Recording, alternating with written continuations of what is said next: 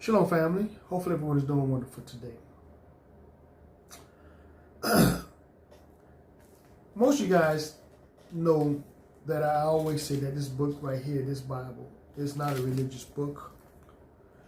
I've been saying it for years. Some people really can't get it. But today, what I want to do is just give you, like I've been doing over some of the other videos, some of the principles, and maybe this will make it make sense.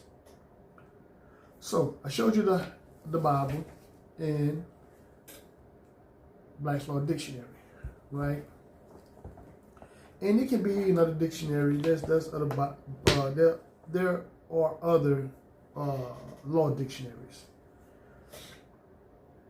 And behind me, I have some words. I have law, covenant, trust, Caesarean treaty, and there's a lot of other words that we come across. In fact, let me put another one up here. Let's put this word up here: contract. Right, contract. Most of us, again, we've heard these words, right? For the most part, we've heard most of these words.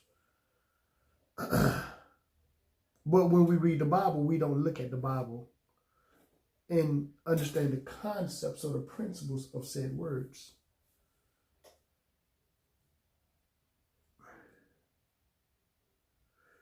Let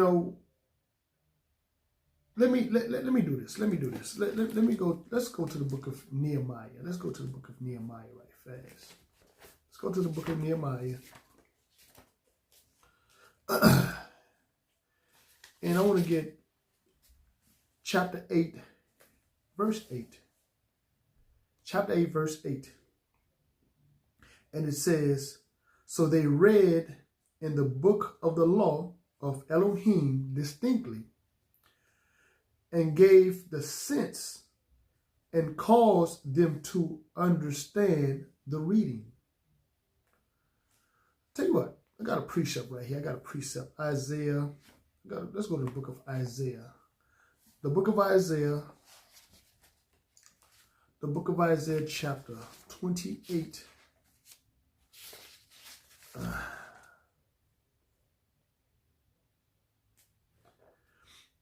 And verse 9. "Whom shall he teach knowledge? And whom shall he make to understand doctrine? Them that are weaned from the milk and drawn from the breast." And most of you guys know, we know line up on line, precept on precept. Good. We get that. But when you start getting these definitions and you start understanding, when you start reading this book and you start understanding these principles, it's going to really change the way you look at things, and you can see how the adversary really used this book to build his kingdom. He used those principles. Some of them, he used them in wickedness. But nevertheless, he used them. And the problem with our people is, a lot of our people, because they never heard this before, they just dismiss it. Tell you what, let's put another word down here. Put another word down here. Bond. I'll put the word contract. Contract, right? Now, there are many forms of contract, but I'm gonna really just deal with, I think, the main three that most of us probably have either heard or we have dealt with in some form or fashion. Okay? And that's why I put this word bond up here, right?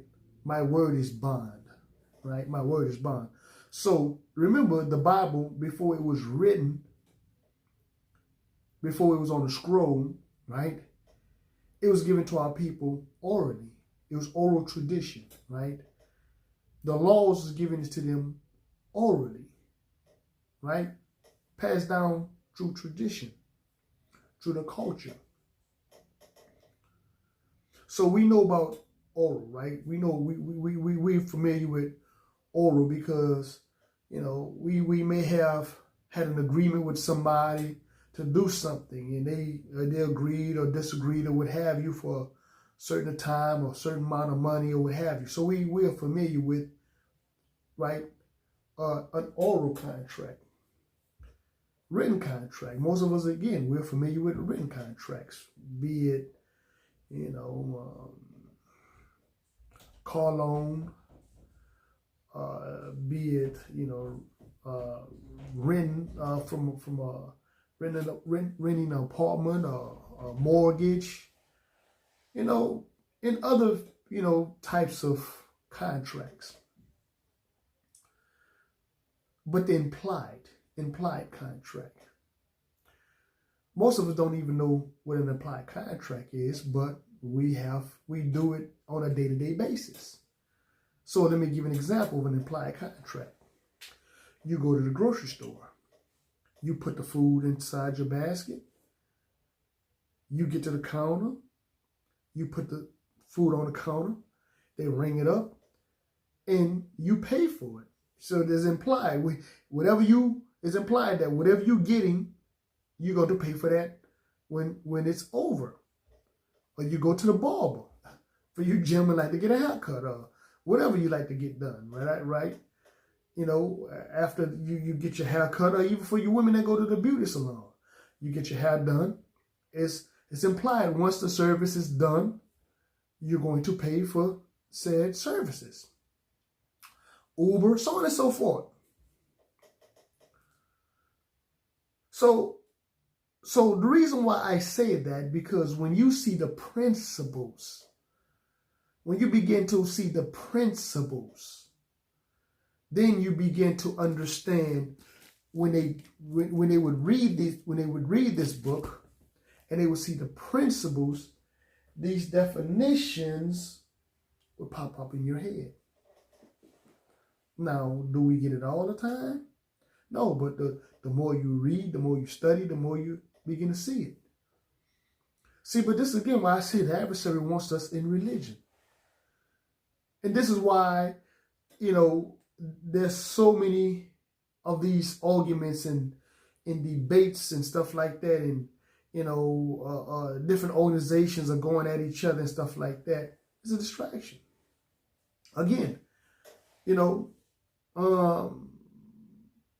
what that is, the 1 Corinthians say we know him Paul, we prophesy Paul. We don't, you know, me knowing this, there's a lot more that even with this, that I still haven't even covered. But my point, family, is we have a lot of work. And we can't afford to get caught up in any more distractions. Because that's what the adversary is doing. He's getting us to lose focus. We're being distracted by the noise, the foolishness. So I just want to go over that right fast, family. I just want to make this quick video, and hopefully this help give clarity why I say what I say. You know, and it takes a while. Again, there's days that it jump out at me, and there's days I have to read 2 or 3 times, or, you know, I don't see a principle. And again, it's just not on this. There's many other aspects. But when you start really seeing this, you're going to see how all these things were actually functional in our everyday life. The way we spoke, the way we dealt with one another, the way we, you know, married, you know, the way we interacted with different families or even each other, the way we did business.